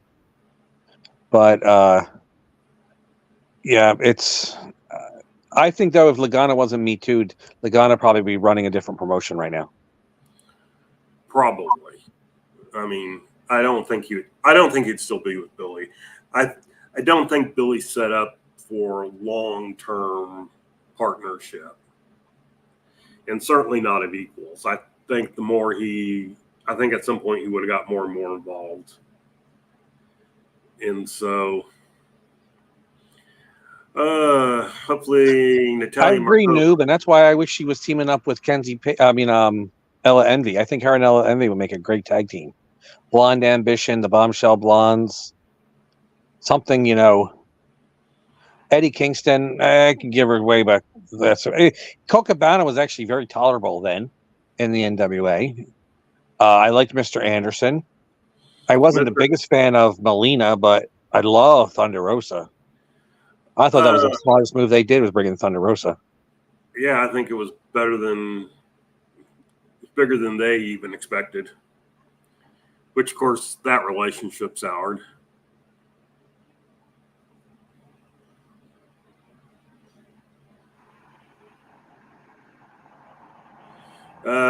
I don't think you are exaggerating, James.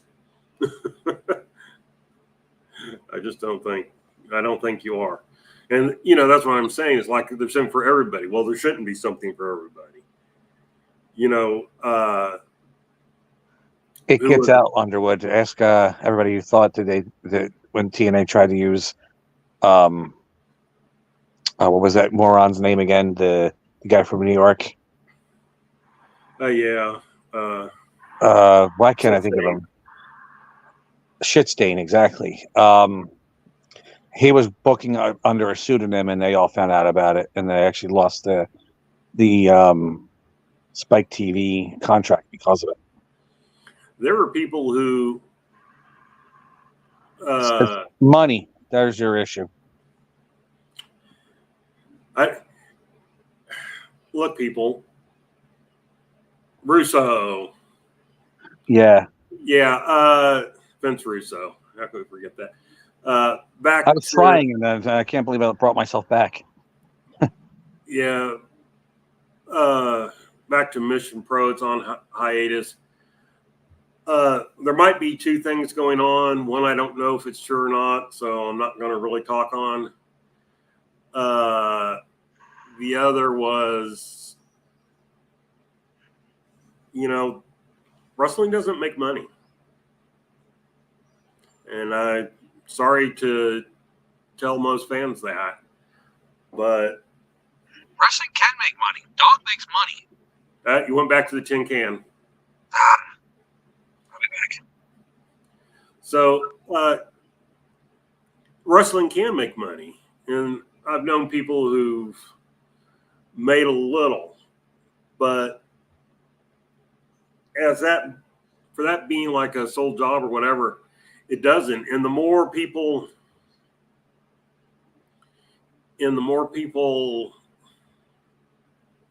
try and put into it and try to do things that will attract more people, the more they spend and the less they make. And I think, look, I talked about some circus, promotion that ran down in Austin or whatever. And, they were the ones that got so big that they shut down. They were so successful, they shut down. Well, because they couldn't bring in enough people. They were driving them away. Well, of course, they were booking a lot of indie darlings, a lot of top name indie talent that nobody around here knew who the hell they were and who cost a lot of money. And, they lost money for a year. So, I mean, I can remember people telling me when Quackenbush was running Shakira, oh, he's making a lot of money. I go, you sure? I go, it's not. Oh, yeah, he's making money. Well, guess what? Yeah, when his wife was his then wife was no longer cutting the checks, he wasn't able to keep the company going, was he? No. As soon as he and his wife split up, then, strangely enough, for whatever reason they split up, and we know the reason. Yeah, she decided to, stop paying for his little side venture there. And guess what? They weren't making money. And so here's the thing. When you dedicate yourself to a niche crowd, you can only grow as far as that niche crowd provides you. And if you try overgrowing and overstepping your boundaries, then you start to be not able to afford that. And the problem also with a niche crowd is eventually that niche crowd sees everything and they get bored. So that's why like I said, Dog makes money because Dog doesn't go for a niche crowd. Dog goes for the fans that are super casual fans that are just looking for something to bring their kids to. Hey, it's cheaper than going WWE. Yeah, and you get the involvement and you get to be there. And while the WWE is great, who has $14,000 to pay a front row to a premium live event? $1,400. And of course, half those are given away anyway. So you got to pay. So you got to pay not only for your ticket, but for the others. According to WrestleNomics, the actual ticket draw recently in the WWE has been actually really good. The giveaways is much lower than the actual sales. ROH never made money. I can't say never made money. I don't believe it never made money. I think the early rendition that I thought he swore he said 18 put out there, I think that did make money because it was a tape trading niche. I think when they outgrew that, I think that's when it lost money. Well, I think it started as kind of a tape trading thing, and then he kind of did his own promotion to get his own product. Yeah, but I believe during that time when he's putting his own promotion to get his own product out there, I believe I thought you said 18 was making money because his tape trading empire was stealing from other people and claiming it as his own for a lot of it, but he was definitely making money on that initially. The industry changing out of VHS tapes to DVD and then out of DVD altogether was a huge loss, I think, for that company.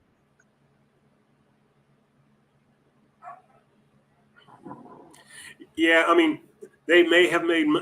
I don't know if just the promotion and just its tapes made money, but it may have.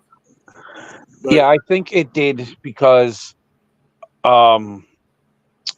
everybody had the early Ring of Honor stuff that was in the whole tape industry because it was a very, at one time the tape trading industry was a very close-knit society, and that person who I was about to say their name and I won't, he changed it to a lot bigger industry where it's instead of the close-knit, it was more of a widespread, and I guarantee he was making money because he wouldn't put anything he wasn't making money on, at least somebody else's money. He was finding ways to make money even if he had to spend somebody else's. Or steal their tapes and then put on a thing that if you buy this tape from anybody else than him, it's a counterfeit, even though you have the originals that look much better and don't look like they were dubbed on a 7th generation VCR to another 7th generation VCR with tracking problems. But I digress. what tapes did you want the most back then, Jaden? I had them. Which ones did you get? Of course, everything back then, every tape collector had to have anything from the Dynamite Kid and Tiger Mask. Anything with any of them involved was always out there. The big thing was in Japan was the Noki versus, I believe, Masa Saito Island Death Match. That was a huge thing everybody loved. All Japan and New Japan Pro Wrestling was traded around like crazy back then. Early Kurt Hennig was very popular. There was obviously all the different territories out there that people got. I mean, I've had everything from Florida Continental to Southwest Championship Wrestling, Pacific Northwest, all the Jim Crockett promotion stuff. There was obviously the commercial tapes too. They were out there, and everybody had to have them because they were just, completionists. But everybody did. People were buying those commercial tapes or doing what I was doing, which was finding the local video store that had them. And see, Rick Del Santo knows. Half those masters, by the way, were for me and my freaking brother. My brother used to record stuff all over and this area, and we had all the originals, and his stuff looked like garbage. Our stuff looked better, much as a VHS tape could look. But if you could go back in time, if I can score, go ahead. If you could go back in time twice, first time buying VHS tapes when they got cheap, and the second time going to when VHS was first around and video recorders and everything, and you could hook it up to cable directly. Just think of the money you could make if you recorded high quality on My just phone. Georgia. My phone was better than anything you can get from out there. I had a nice camcorder, and my phone right nowadays would destroy anything on there. My phone was so much better that it wouldn't even look normal on VHS tape. It would, because there was nothing good about VHS tape, even if the originals. All right, so let's end on this thought here. Do you think Tony Khan and that his dad will one day say, all right, you've had enough fun, you've spent enough money, I'm done supporting this, kind of like Dixie Carter's parents did? No, because the Khans are way, way, way wealthier than the Carters ever were to start. B, he's basically got a set of money that he's giving away to his son because he wants to see him do whatever he wants to it while he's alive.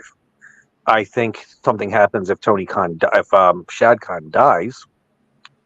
Hey, is Jay here? If Shad Khan dies and somebody else takes over the industry, that might lose. Or what I think will probably happen is something will come out somewhere where the FBI or the CIA or something investigates Shad Khan.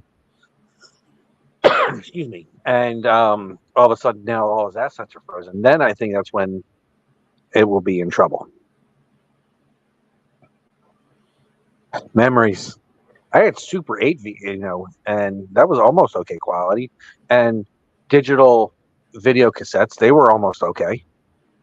Almost. They didn't translate to VHS, which everybody else had, though. All right. You know what's interesting in those wars? It was often the mass-produced, but not the higher quality one that won. Yeah. Beta was much higher quality than VHS, but VHS was cheaper to produce, and Sony lost that one for sure. And Sony didn't lose many, but their proprietary packaging and their proprietary products and their proprietary wiring. Everybody always, RCA invented a proprietary products with their stuff, and Sony mastered it. And then of course Apple took it to a completely different level.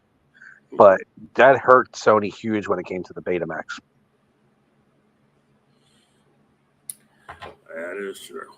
All right, so let's wrap up the DVD market too, I believe, didn't it? What'd you say? Hurt them when it came to the DVD market too. Oh yeah. And the digital camera market had hurt them. Yep. Just goes to show, don't be the best. All right, let's wrap up this week. I personally need to take a shower and get some sleep. So, Jaden, do your ending promo, if you will. Make sure you check out the YouTube channel. It's been only has 4 new views in the last month, so we have to raise that up. But I do know there will be content coming out for people promoting the Dangerous Adrenaline Wrestling Gladiators events coming up, so there'll be some promos out there. And then obviously after the events, there will be some new footage as that comes along. And I know we'll be sharing, even though it won't be on the Dog YouTube page, we'll be sharing the match between Breaker Morant and Pat Dynamite when that comes out. And make sure to check out old matches if you want to look some good women wrestlers that could possibly have something with the NWA. Look out the Valerie Verman matches. Christina Marie, she's on the Dog, and Notorious Mimi versus the Triple V Vicky, Vicious, Vivacious, Veronica, whatever Vicky. She's really good. They're really good too. Watch that match and get those views up, and buy some shirts, and buy some Dubby, and get a Trophy Smack belt, and have yourself saying a better promoter than Billy Khan. Wow, I conflated them both together. Billy Khan, Tony Khan, Billy Corgan, Dixie Carter, Dixie Khan, Dixie Corgan, all of them. I wish I were in the land of Dixie. I think we should have a variety show of Billy Corgan, Dixie Carter, Vince Russo, Tony Khan, and all those other really crappy bookers, and then they all get pushed into a volcano. I'd watch that. Well, I would too, as far as that's concerned. Mid-Atlantic was great. Continental was great. Especially, I loved Eddie Gilbert's Continental. But the Continental was great. Florida was great. Southwest has had its moments. Obviously, everything world class. Back in the day, you had to have your tiger mask. You had to have your stuff from Japan. All Japan, especially. All Japan was way more popular, except for like Liger and stuff like that. When it came to the tape trading back in the day, because they just had some of the best wrestling, even though I got tired of watching everybody getting dropped on their head time after time after time.